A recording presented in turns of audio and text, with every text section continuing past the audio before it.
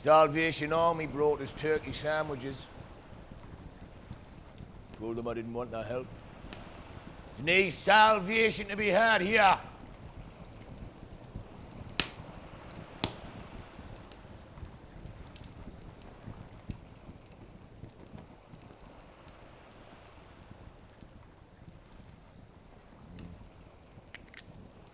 Do you think I'm unhinged? A madman that sleeps in his shed on his allotment. A savage. And they're right. I see it in the endless, sleepless nights where I growl so loud I rumble the earth, where I howl at the moon like a wounded wolf. And then there's the nights I just stare out to sea. Let me breath blow cold as the ocean comes in and out. I hear the tide of her breathing. As though she's there again, next to us, in the dark. As though she's there again, next to us. But it's just the dark. The flicker of her windswept hair. That half a smile I could tease across her pale face. But it's all just a trick. A ghostly imprint on the bitter landscape.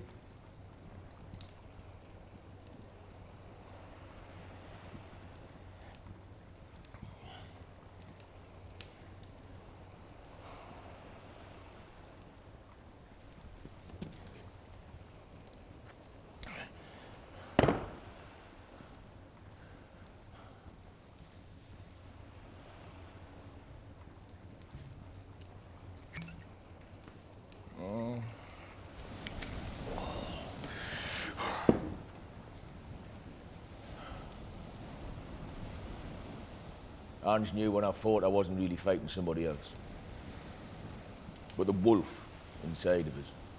He shackled in there. He snapped and pulled to get out. She knew I fought to get hurt. Told us there was other ways to feel. Until I met her, I would feast me eyes on people's fear as they looked at me face wild after a fight. The way that blood would drip from me muzzle, I would growl at their glances, show them how blood dries on gum lines, took comfort from their wide eyes, 'cause I was just as scared of myself as they were.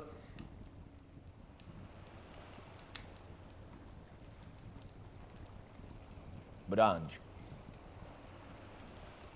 she thought the good in us. Said it was in there. Hidden even from me. And I warned her that it wasn't. I pushed her away from us because I knew it wasn't in there. I told her it wasn't, but she kept going on about the goodness inside of us. And as time went on, I started to believe it. That the wolf could be tamed. Ange was a librarian. She brought us books by men hounded by their own beasts. Bukowski, Hemingway, Cormac McCarthy. With their lines in her hands, I was learning. Learning tenderness in this hardened world. Learning to feel things other than the physical. Learning to be human again. And it seemed to be working. We moved into a little terraced house on Newbiggin's seafront. I got a job at the tip, and I stopped scrapping her.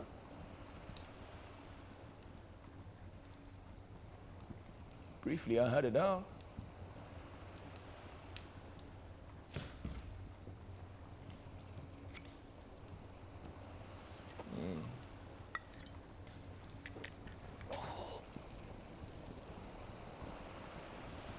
Then the whale washed up at Christmas. We stood on the dunes as the sea swelled and spat, and we watched this massive, majestic creature thrash and flail and wail for help, but even the sea and the moon couldn't pull her back. and she was left on shore for us all to go at. Crowds gathered, and the Coast Guard told tales of men with pliers trying to tear her teeth from her jaw, rip her skin to ribbons, strip the flesh from her ribs, and use them as archways, put them in parks, hang them on walls, and so we stood vigil on the dunes, me and Ange under the blackened bellied clouds. And as we watched, Ange told us about the loneliest whale in the world. A whale whose call was unable to be understood by any other living creature.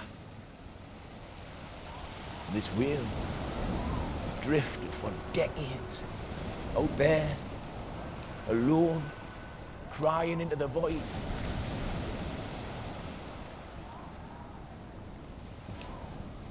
And I thought to me, Mom, crying at night in the darkness, I didn't understand. I watched her take her last breath. I watched the whale take her last breath under the low winter moon. And I felt it. I felt the sadness. It's the first time I remember feeling like anything. It was the saddest thing I've ever seen. And I don't know why, it just hit us.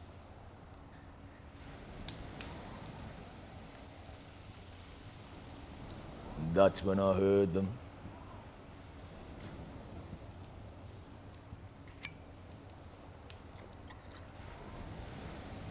A group of lads making their way down the dunes towards the whale, towards her, and in the blink of an eye I was all fire and fury, powerless to stop it. I wanted to protect her. I wanted the physical to overpower the emotional. The big one hit us over the head with a pry axe handle. Blood blocked one of my eyes, bubbled up my nose, seeped into me mouth. I spat. I puffed me chest out.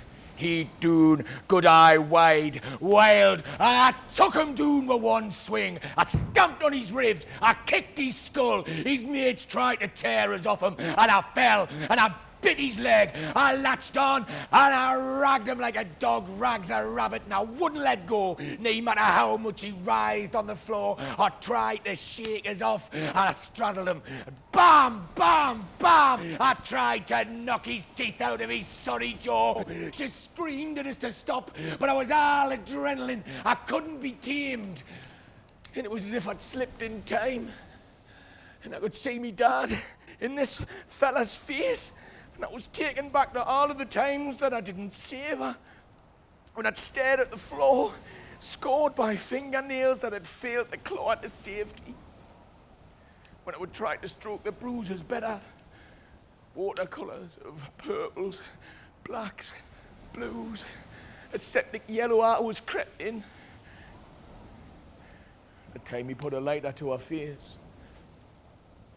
And her skin burst, bubbled, popped, reds, pinks, whites, oozed and wept, and he left her alone to die. And I was powerless to stop it, and I hated it. I hated being able to feel, and so I pounded this fella's face, blow after blow after blow, until my body was spent, and I leaned in close, and I told him that if he laid a finger on her, I would rip the flesh from his nose, chew it up, spit it back at him, I would kill him!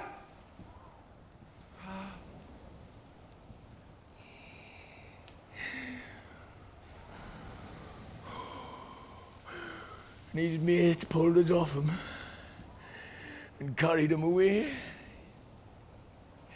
And I didn't want her to see us like this, but she came out of it, so I pushed her away. I didn't mean to do it. I just didn't want her to see us like this. And as soon as I did it, I was sorry. and I tried to help her up. But I could see it in her eyes. She was scared. And I felt it. The stab of shame.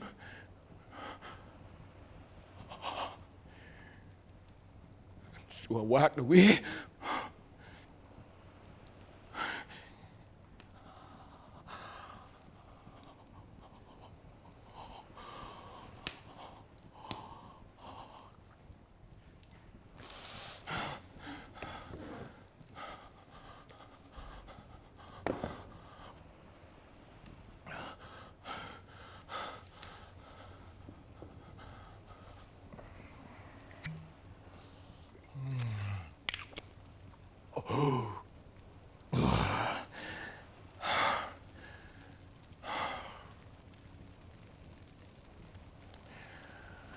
That night I passed out in front of the fire, and I dreamt of nakedness, riding wolfback as a boy, the heft of hind legs kicking up dirt. My dad always said that riding was like flying, through galaxies, through time, through all of human history. But there he stands out to stop us, down on the shore, in front of me mum, axe in his hand, our skin gashed, wounds deep, reds, pinks, whites ooze and weep. And he douses our petrol, pours it in deep, lights a match, and she gets up in a blast. And he fuels the fire inside us. He makes us rage, and me and the wolf gan up in a blaze. Me body bleeds and breaks, but beats on as if it always meant to be. A burning burst of energy, a force of flame and power, devouring his hurt and striding on. And he watches me boyish face, unyielding, strong in the haze as I jump down, release the hound that bolts right at him, pins him to the ground. He's down, hackles up, slobber slops from angry jaws as he swipes him with vicious claws, and I let them destroy each other. Disappear!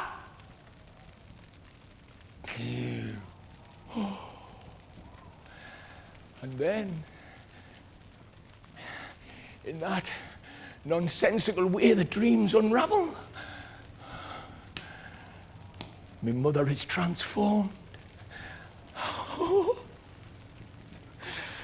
And I walk calmly to her, engulfed in flames. The flames roar and rip at me skin, and I sit astride a fiery whale, and up we go. The sky is the sea, and the clouds are the waves, and we are free. And then in my dream, I come out of myself, and I'm back on the shore under a moon-menaced sky, and I let out a cry, because all that's left of me mother is a flickering glow, and out of that warm light I'm taken back to Christmas.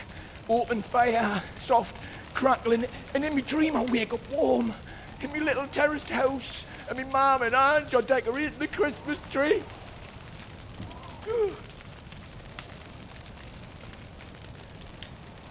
But I wake up alone, still drunk in the dark, knuckles gnarled, neck hurt.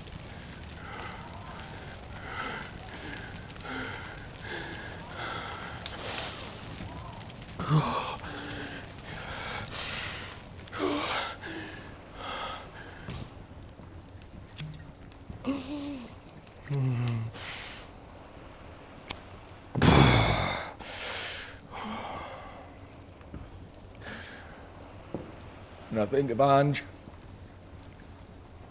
And that night, how she touched me arm and told us she was okay, that everything was okay.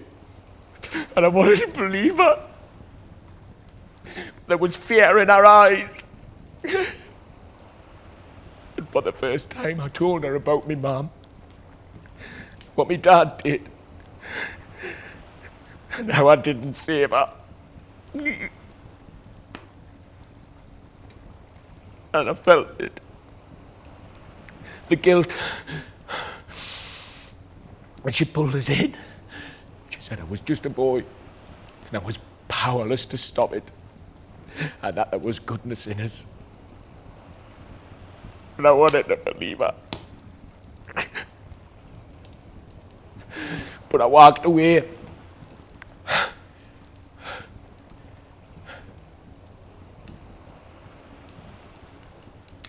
Because I'm more beast than man. I see it in the endless sleepless nights when I growl so loud I make the earth rumble. When I howl at the moon like a wounded wolf. And then there's the nights when I sit and look out to sea. Let me breath blow cold. The ocean comes in and out. I hear the tide of my breathing. As though she's there again, next to us, in the dark. As though she's there again, next to us. But it's just the dark. The flicker of her windswept hair. That half a smile I could tease across her pale face. But it's all just a trick. A ghostly imprint on the bitter landscape, showing us what I could have had. Her arms are outstretched, telling us I was just a boy, powerless to stop it.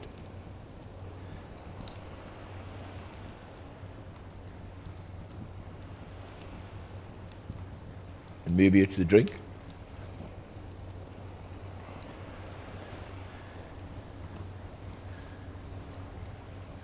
Maybe it's because I miss her. But this Christmas Eve, all these years later, as the dawn breaks the darkness, I'm starting to believe it. I'm starting to believe that wild beasts can be tamed. I'm starting to believe that there's goodness in my heart.